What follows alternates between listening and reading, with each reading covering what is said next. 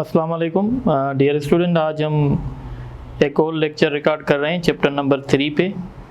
तो जिस तरीके से कल हमने एक्सेलरेशन डिस्कस किया था, उसके टाइप्स डिस्कस किए थे, और लास्ट लेक्चर में जिस तरीके से हमने ग्राफिकली आपको बताया था कि हम वेलोसिटी को कैसे देखेंगे, तो आज हम ग्राफिकली एक्सेलरेशन को कैसे देखेंगे। तो याद रखें, हमारे पास एक ग्राफ होता है जिसको कहते हैं वेलोसिटी टाइम ग्राफ। जब हम इस वेलोसिटी टाइम ग्राफ का स्लोप निकालते हैं तो हमें एक्सेलरेशन मिलती है।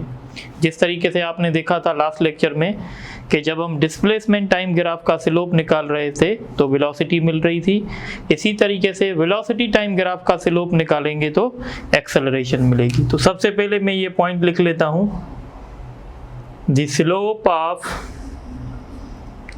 velocity time graph gives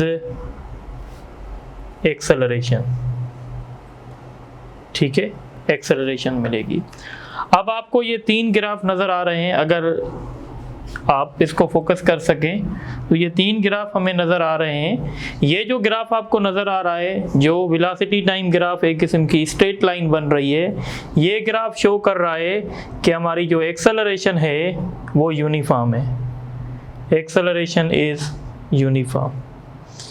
इसका मतलब है जब वेलोसिटी टाइम ग्राफ एक स्ट्रेट लाइन होगा तो एक्सेलरेशन हमारा यूनिफॉर्म यानी कांस्टेंट होगा।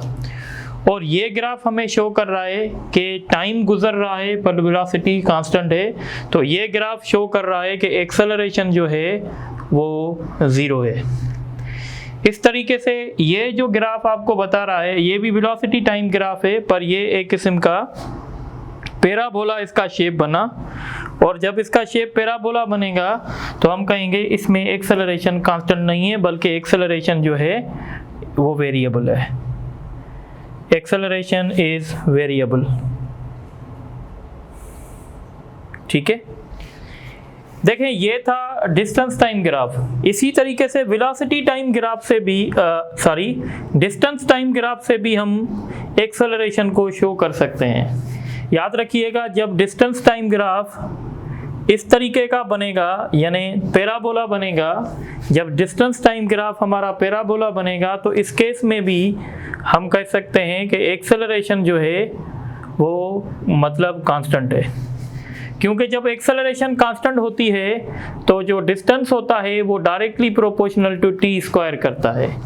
जब distance directly proportional to T square करेगा तो इसका मतलब होगा कि उस मोशन में एक्सेलरेशन कांस्टेंट है। और जब आप इसका ग्राफ बनाएंगे, जब आप इस फंक्शन का ग्राफ बनाएंगे तो आपका ग्राफ कुछ इस तरीके से मिलेगा। तो याद रखिएगा, एक ये ग्राफ है और एक ये ग्राफ है। ये 2 ग्राफ हमें बता रहे हैं कि हमारी जो एक्सेलरेशन है वो कांस्टेंट है। इस तरीके से ये 2 ग्राफ हैं, ये डिस्टेंस टाइम ग्राफ है।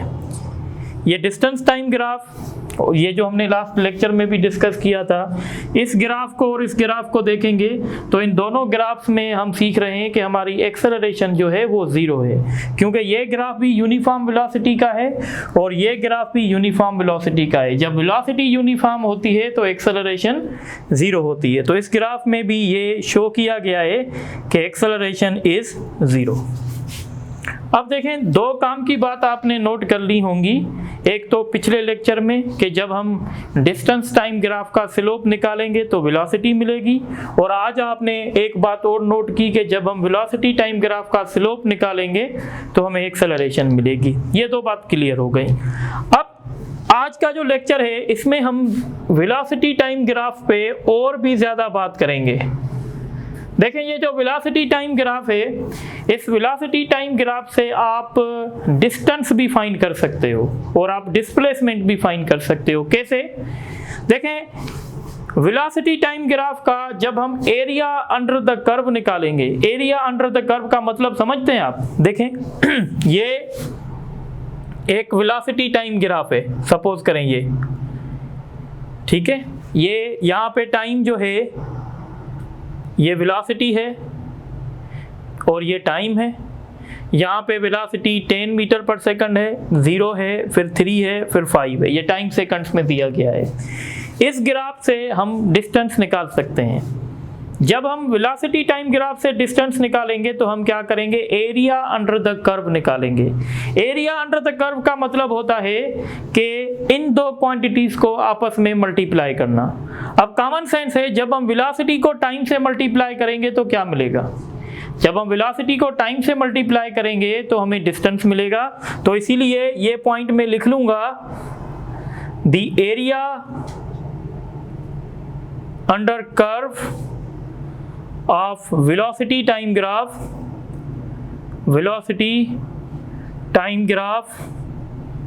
gives distance or displacement।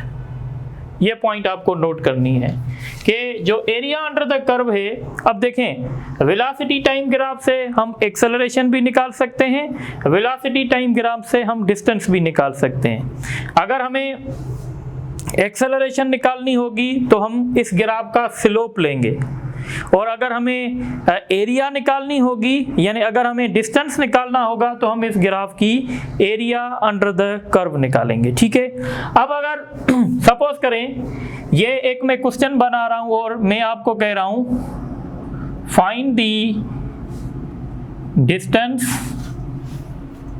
Covered by body, find the distance covered by body in 5 seconds is shown, जैसे दिखाया गया है। अब आप क्या करेंगे, आप इस ग्राफ का एरिया अंडर द कर्व निकालेंगे। एरिया अंडर द कर्व क्यों, क्योंकि आपको क्या निकालना है, डिस्टेंस, और आपको ग्राफ मिला हुआ है वेलोसिटी और टाइम। तो वेलोसिटी टाइम ग्राफ का हम स्लोप निकालेंगे और एरिया निकालेंगे। अब एरिया कैसे निकालेंगे, आप सबसे पहले देखेंगे कि ये जो ग्राफ बना है इस ग्राफ का शेप कैसा है। तो आपको 0 से लेकर 5 तक निकालना है, तो इसका मतलब है ये ट्राइंगल बन गया। ट्राइंगल की जो एरिया होती है वो होती है 1/2 बेस इंटू हाइट। अगर आप यहाँ देखेंगे 1/2 तो ये हो गया, इसका बेस देखेंगे तो आपको कहाँ तक चलना है, 5 सेकंड्स तक। तो इसका बेस 0 से शुरू होगा 5 पे ख़त्म होगा, यानी इसका बेस 5 है। इसकी हाइट तो आप देखेंगे इसकी हाइट जो है वो 10 है। तो इस तरीके से आपको जो है ये मिल जाएगा कि भाई टोटल जो डिस्टेंस होगा वो 25 होगा। टोटल डिस्टेंस जो बॉडी कवर कर रही है वो 25 मीटर कर रही है 5 सेकंड में। तो इस तरीके की हम कुछ प्रैक्टिस करेंगे। अच्छा, एक ग्राफ आपको ऐसे भी मिल सकता है, ये थोड़ा सा ग्राफ भी देख लें। एक ग्राफ आपको ऐसे भी दे सकते हैं। सपोज ये एक ग्राफ है, ये वेलोसिटी है, ये टाइम है। वेलोसिटी टाइम ग्राफ दिया गया है और यहाँ पे ये 10 मीटर पर सेकंड दिया गया है, और ये बताया गया है ये 2 है, ये बताया गया है ये 4 है, ये बताया गया है ये 5 है। और आपसे पूछ रहे हैं कि फाइंड, क्वेश्चन ऐसे दे रहे हैं कि find the distance, find the distance covered by body in 5 seconds। Find the distance covered by body in 5 seconds। अब आप क्या करेंगे, अब आप ये जो आपको ग्राफ मिल रहा है आप इसकी एरिया निकालेंगे। अब ये जो तस्वीर है ये थोड़ी सी आपको अजीब नज़र आ रही है, पर आप इस तस्वीर को खुद बना सकते हैं। आप कंसीडर कर सकते हैं कि ये आपका ट्राइंगल बन गया, और ये भी आपका ट्राइंगल बन गया, और ये आपका रेक्टेंगुलर बन गया। आप एक ट्राइंगल की एरिया निकालेंगे, फिर आप दूसरे फिर आप रेक्टेंगुलर की एरिया निकालेंगे, फिर आप ट्राइंगल की एरिया निकालेंगे, फिर तीनों एरियाज को आपस में ऐड कर देंगे तो आपको टोटल डिस्टेंस मिल जाएगा। यानी इस केस में मैं डिस्टेंस कैसे निकालूंगा, तो मैं Δ1 प्लस Δ2 प्लस Δ3, डेल्टा से हम एरिया को शो करते हैं। Δ1 area of triangle, Δ2 area of rectangular, Δ3 again area of triangle. अब आप Δ1 में देखेंगे तो 1/2 बेस, इस ट्राइंगल का बेस 0 से शुरू हुआ 2 पे ख़त्म, यानी इसका बेस हुआ 2, और इसकी हाइट देखें तो इसकी हाइट है 10। फिर Δ2 में आपका रेक्टेंगुलर आ रहा है, और रेक्टेंगुलर की एरिया कैसे मिलती है, बेस इंटू हाइट। तो तो बेस इसका 2 पे शुरू हुआ 4 पे ख़त्म, यानी बेस इसका 2 है और हाइट इसकी 10 है। ठीक है, फिर अगेन आपका ट्राइंगल बनना है, तो ट्राइंगल का फार्मूला 1/2 बेस, बेस इसका 4 से शुरू हुआ 5 पे ख़त्म, यानी बेस कितना हुआ 1 और इसकी हाइट कितनी है 10। इस तरीके से ये 10 हो जाएगा, ये 20 हो जाएगा, ये 5 हो जाएगा, फिर आप सबको जमा कर देंगे तो ये आपका हो जाएगा 35 मीटर, ये आपका डिस्टेंस हो जाएगा। ठीक है, तो इस तरीके के क्वेश्चंस आते हैं। एक ये क्वेश्चन भी आएगा, इस तरीके का क्वेश्चन भी आ सकता है, पहले मैं आप लोगों को बता देता हूँ, फिर हम इन पे MCQs डिस्कस करेंगे। ये क्वेश्चन आपको मार्केट में ज़्यादा मिलेगा, ये इस तरीके का क्वेश्चन है। ठीक है,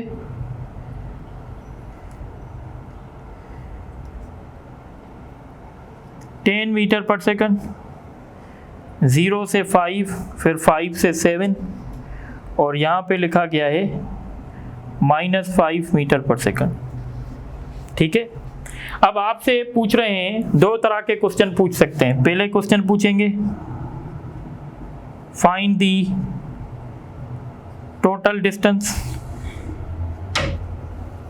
covered by body in 7 seconds. दूसरा आपसे क्वेश्चन कर सकते हैं find the total distance, find the total displacement, find the total displacement covered by body in 7 seconds. देखें, एक बात आप मेरी नोट कर लें, जब आपका ग्राफ सिर्फ पॉजिटिव एक्स एक्सिस पे होगा, यानी उसमें नेगेटिव वाला पोर्शन नहीं होगा, तो फिर डिस्टेंस और डिस्प्लेसमेंट सेम बात होगी। पर जब आपका ग्राफ यानी पॉजिटिव में भी होगा और नेगेटिव में भी होगा, फिर डिस्टेंस की कैलकुलेशन अलग करनी पड़ेगी और डिस्प्लेसमेंट की कैलकुलेशन हमें अलग करनी पड़ेगी। अब कैसे करेंगे, थोड़ा सा हम यहाँ देख लेते हैं।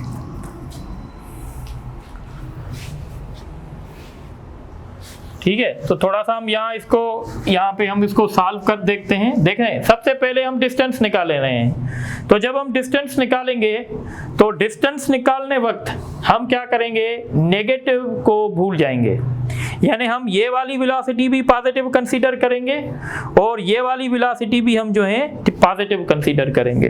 अब डिस्टेंस कैसे मिलेगा, तो टोटल डिस्टेंस अगर हमें फाइंड करना है तो हम एरिया लेंगे। अब आप देखें, ये भी आपको ट्राइंगल नजर आएगा और ये भी आपको ट्राइंगल नजर आएगा, तो इसका मतलब है आपको एरिया ऐड करनी पड़ेगी, Δ1 + Δ2।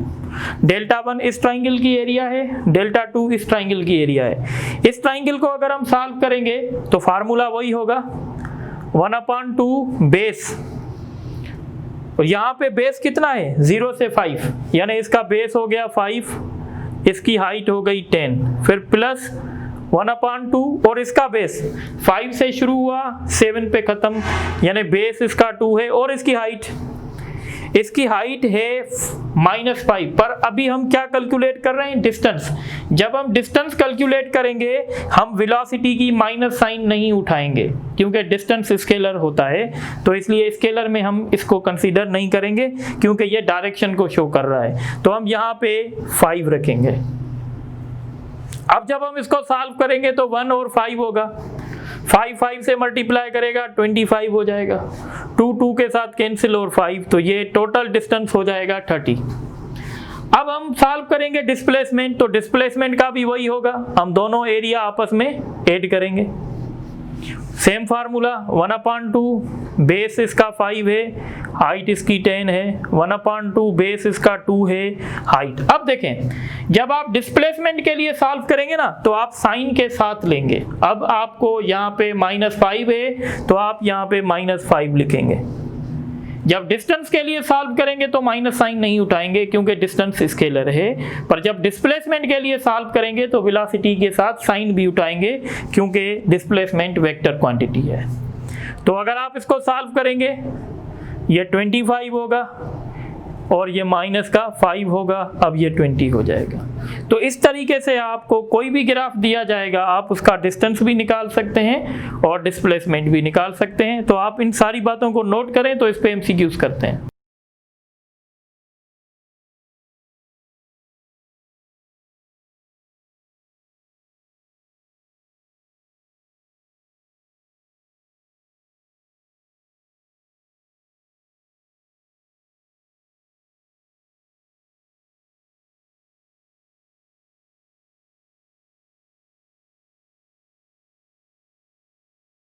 अच्छा, अब हम कुछ एमसीक्यूज डिस्कस करते हैं। जो टॉपिक हमने अभी किया, the area of velocity time graph gives. तो मैंने बताया था वेलोसिटी टाइम ग्राफ की जो एरिया होगी वो आपको हमेशा डिस्प्लेसमेंट देगी, ठीक है। The distance covered by body is given as the function of time F X of T is equal to 5t square plus 2t plus 1 then body है। अच्छा, आप देखें, जब डिस्प्लेसमेंट आपको फंक्शन दिया जाए और डिस्प्लेसमेंट फंक्शन में अगर t का मैक्सिमम पावर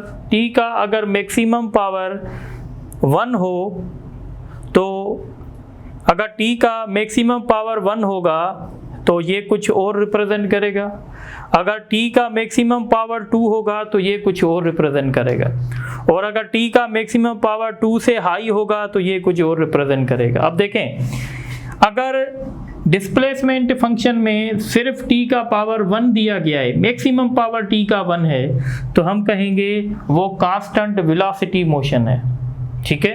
पर अगर डिस्प्लेसमेंट ग्राफ में, डिस्प्लेसमेंट फंक्शन में अगर मैक्सिमम t का पावर t स्क्वायर दिया गया है तो हम कहेंगे ये कांस्टेंट एक्सेलरेशन है, ठीक है। तो वो कांस्टेंट एक्सेलरेशन होगा। और अगर t का पावर 2 से भी हाई है तो हम कहेंगे इसमें वेरिएबल वेलोसिटी भी होगी, इसमें वेरिएबल एक्सेलरेशन भी होगी। तो अगर आप इसको देखें तो इसमें t का मैक्सिमम पावर कितना है, 2, यानी 2 है। तो जब t का मैक्सिमम पावर 2 होगा तो हम कहेंगे ये कांस्टेंट एक्सेलरेशन है, यानी ये जो मोशन है उसमें यूनिफॉर्म एक्सेलरेशन है। और अगर इस मोशन में यूनिफॉर्म एक्सेलरेशन होगी तो आपको पता है फिर वेलोसिटी यूनिफॉर्म नहीं होगी, iसीलिए इसका ऑप्शन बी ही होगा। तो जो मैंने पॉइंट दी हैं वो आप यहाँ लिख लें।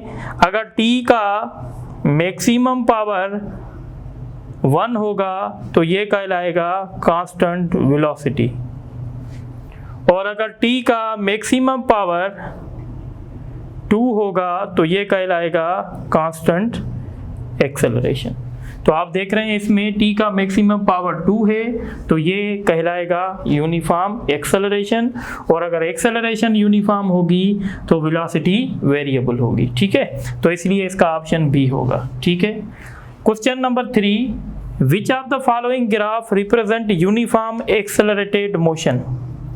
तो ये थोड़ी देर पहले डिस्कस किया था, ये यूनिफॉर्म एक्सेलरेटेड मोशन का ग्राफ है, बिल्कुल सही है। ये डिस्टेंस टाइम ग्राफ है तो ये यूनिफॉर्म वेलोसिटी का है। अगर यूनिफॉर्म वेलोसिटी होगी तो एक्सेलरेशन 0 होगी, यानी ये ग्राफ शो नहीं कर रहा। ये देखें, एक्सेलरेशन और टाइम है, वक्त गुजरने से एक्सेलरेशन में कोई भी चेंजेस नहीं आ रही। अगर वक्त गुजरने में एक्सेलरेशन में चेंज नहीं आ रही तो हम कहेंगे ये कांस्टेंट एक्सेलरेशन है। तो ये ग्राफ भी कांस्टेंट एक्सेलरेशन को रिप्रेजेंट कर रहा है।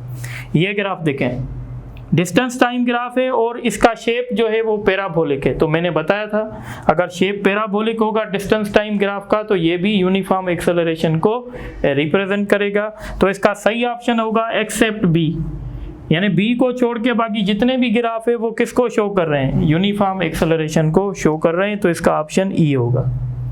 अब बहुत ही इंपॉर्टेंट और कॉन्सेप्चुअल क्वेश्चन है, देखें। The velocity time graph of a body is given below, find the displacement covered by body in 10 seconds. 10 second में बॉडी कितना डिस्प्लेसमेंट हमें फाइंड करना है। तो कोई बात नहीं है, हम देखेंगे हमारी तस्वीर कैसी है। तो हमारी तस्वीर में छोटे छोटे से जियोमेट्रिकल शेप बन रहे हैं। 0 से 3 लेक अगर आप देखेंगे तो आपको ट्राइंगल मिलेगा।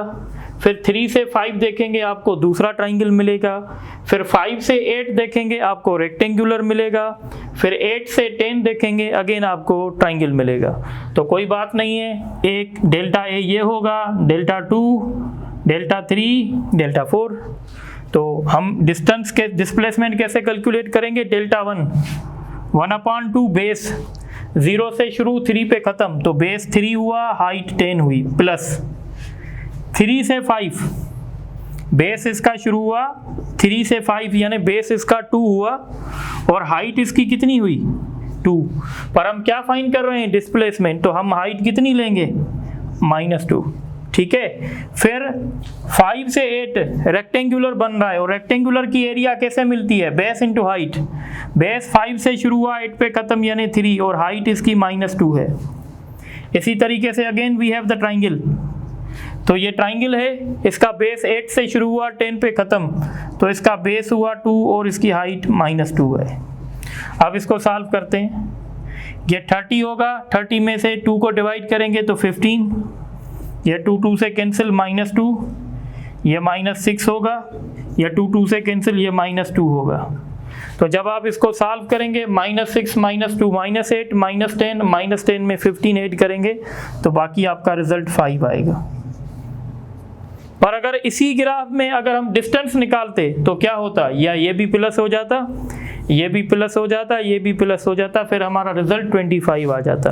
पर क्योंकि क्वेश्चन में कहा गया है कि डिस्प्लेसमेंट निकालें तो हमने डिस्प्लेसमेंट निकाला है। तो आप इसको नोट करें, तो फिर आगे एक और टॉपिक डिस्कस करते हैं।